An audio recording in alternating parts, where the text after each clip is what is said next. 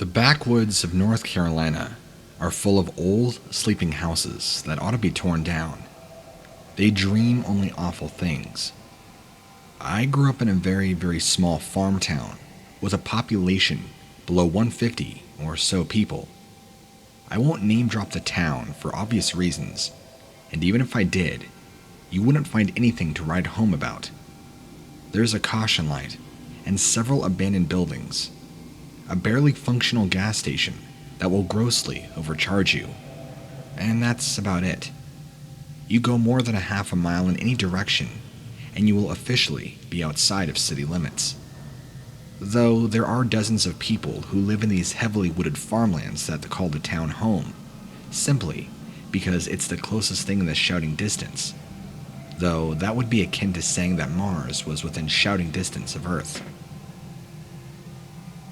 I've had a few experiences in these woods that I can't fully explain. I can describe them, and I will, but I cannot offer any scientific explanation for them. I know that tales of wendigos and skinwalkers and other natural forest demon spooks are popular, but wendigos are a creature that belong to the tribal legends of tribes centered around the Great Lakes region of the northern United States, like Wisconsin, Michigan, and into the eastern coast of Canada. Skinwalkers are exclusively tied to the Navajo religion and Navajo grounds, which are in the deserts of the far west of the U.S. Keep that in the back of your mind. I first began to notice the presence when I was around 12. Playing in the woods was really the only pastime I had available to me, outside of playing video games. But video games got old rather quickly. I was an only child, and there weren't any other children in the area, so exploring the woods was good at first for the outlet of my imagination. Prior to my first experience, the spookiest thing in the woods around here would have been venomous snakes. Even then, snakes we have aren't likely to kill you unless you just seriously neglect the wound or have an allergic reaction. Aside from them, the largest predators we have are coyotes, which are mostly afraid of humans, and the rare cougar that happens to be passing through, which is so infrequent that it isn't worth worrying over. So, the first day in question was a normal summer day. I was out hiking, collecting rocks, building forts out of sticks. You know, the standard things a 12-year-old boy does. It was about sundown, and I wasn't quite ready to head home yet, when I noticed something was off. During the summer in North Carolina, the woods are anything but quiet. You have a cacophony of sounds. Crickets, frogs, birds. There's a whole chorus of wildlife that all wants to be heard. You may even get the occasional coyote pack howling, or a bobcat screaming. The point of this is the woods are far from quiet, and sudden silence in the wood in these times is not an accident.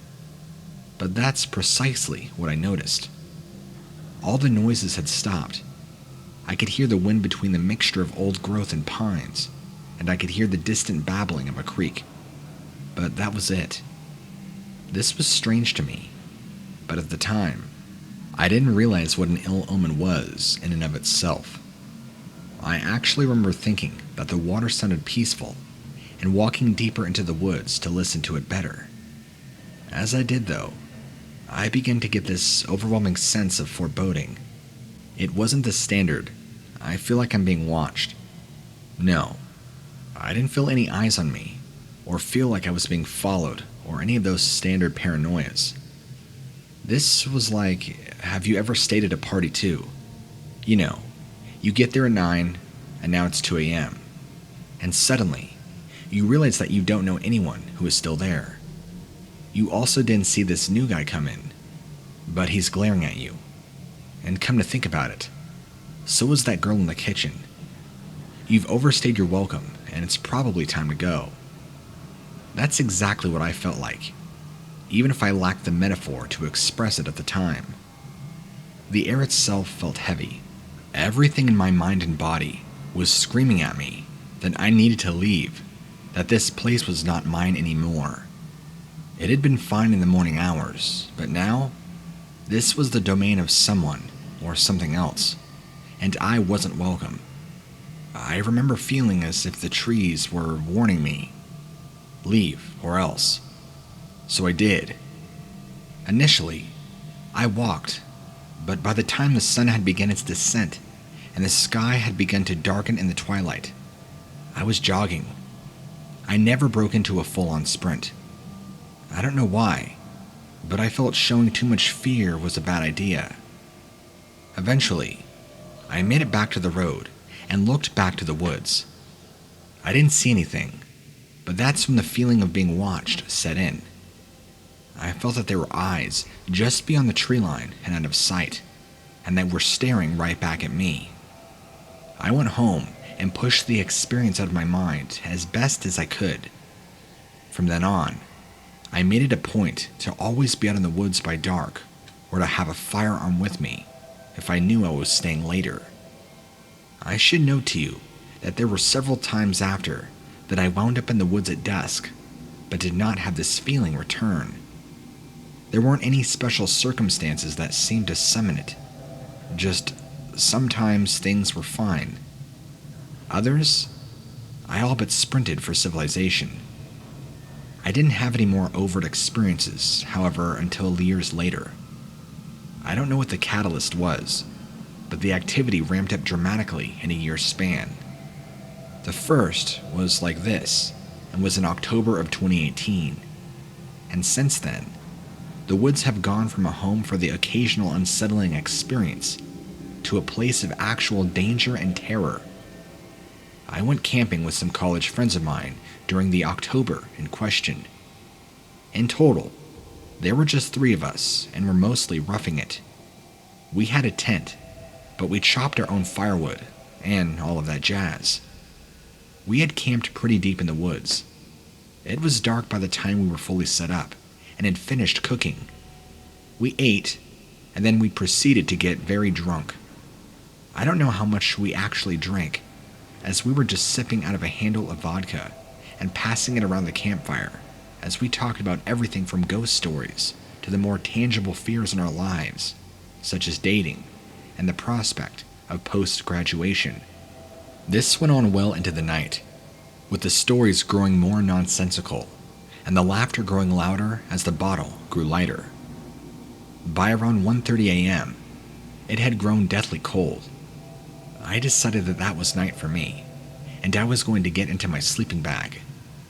The other 2 weren't ready to sleep yet, and one of my friends, we'll call him Frank, decided he wanted to smoke a cigarette. Meanwhile, the other friend, we'll call him Tim, decided that this was a good time for him to go climb a large rock, about 70 or so yards away from the tent. Frank begrudgingly goes to supervise him while he finishes off his cigarette. So they're both a good 70, maybe 80 yards away from the tent. I'm now in my sleeping bag and trying to fall asleep, and I could hear them laughing and talking, and it's obviously far away. It's right at this time that something heavy slams into the side of the tent. Heavy enough that I'm surprised the tent didn't actually collapse. I didn't move. I was drunk, but not so drunk as to not realize that whatever was out there didn't stop to borrow a cup of sugar. That sense of dread filled me at once, and even though I had my shotgun with me, I couldn't bring myself to reach for it. I felt staying still was a much safer approach. I heard something breathing. It wasn't human breathing, though. This was loud and weirdly wet sounding. It wasn't sniffing or anything like that. Just deep breathing.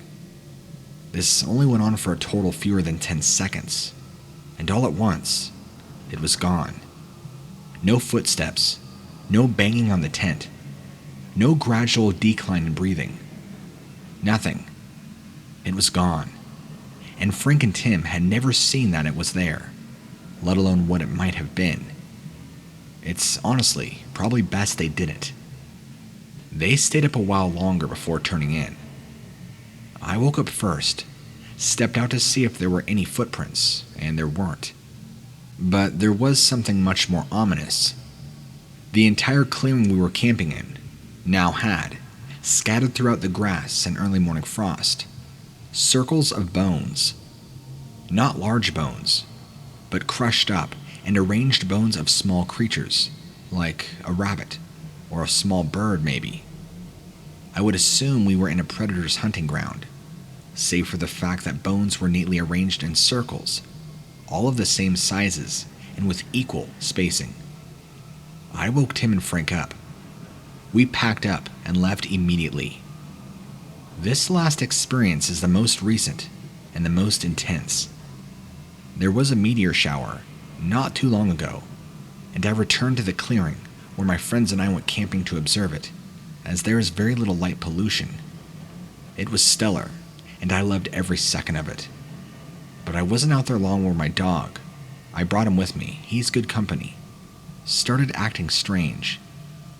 He had pinned his hair back while lying down and was now staring very intently at the tree line. He wasn't barking or growling. In fact, he was silent and just watching. It was strange, but I assumed he'd caught wind of a deer or other prey animal, and he was on the hunt, though he was far too lazy to actually go and chase it. After a moment, a nearby coyote howled. I felt a wave of relief, as my dog's behavior was beginning to make me uneasy. He was just tense by the coyote, and it would pass. There was something wrong, though. First, coyotes hunt in packs. It's extremely uncommon for a solo coyote to hunt and howl like this.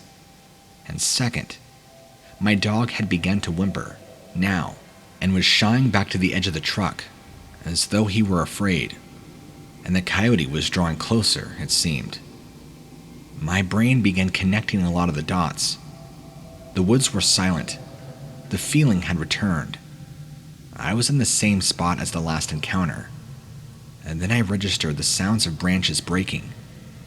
Coyotes aren't heavy enough to do that, I thought.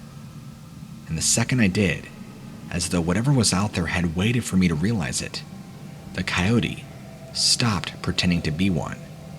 Or at least I don't know. It stopped howling. It then erupted into the most horrible sound I have ever heard. The coyote was laughing. It wasn't a hyena sort of laugh, though. It was this garbled, mangled mess of sound that sounded like an animal trying and doing a piss-poor job to impersonate the cadence of a human laughter. And it was on this recording track, where every fourth laugh it seemed to loop. It was rapidly growing louder over the sound of breaking branches. I frantically jumped up, grabbed my dog, and fumbled for my truck keys to get out of there. As I tried to get my keys and get my door open, the laughing stopped, only for this guttural and deep scream to resound from the forest. I say deep to emphasize that it wasn't a bobcat or a fox. They have high-pitched sounds. This was very low. It had the same pitch as, say, a roar, but it was that same horribly botched nonsense that the laugh was in. Of course, the laughter resumed immediately, but as I got in my truck and turned the lights on, dead silence. In a moment of stupid bravado and curiosity, I turned my truck towards the tree line before I left to shine my headlights and see if I saw anything. Between the trees, I saw what seemed to be a man. He was of average height and wearing a white t-shirt, and I assume blue jeans, though I could not see a face or arms or anything of that nature. Just his silhouette and his clothes. In hindsight, I think he was only a silhouette, maybe. I blinked and he was gone. That's my story. I don't know what it is in the backwoods of North Carolina. I don't want to know. And it's probably best you don't try to find out. It doesn't seem too welcoming to strangers after all.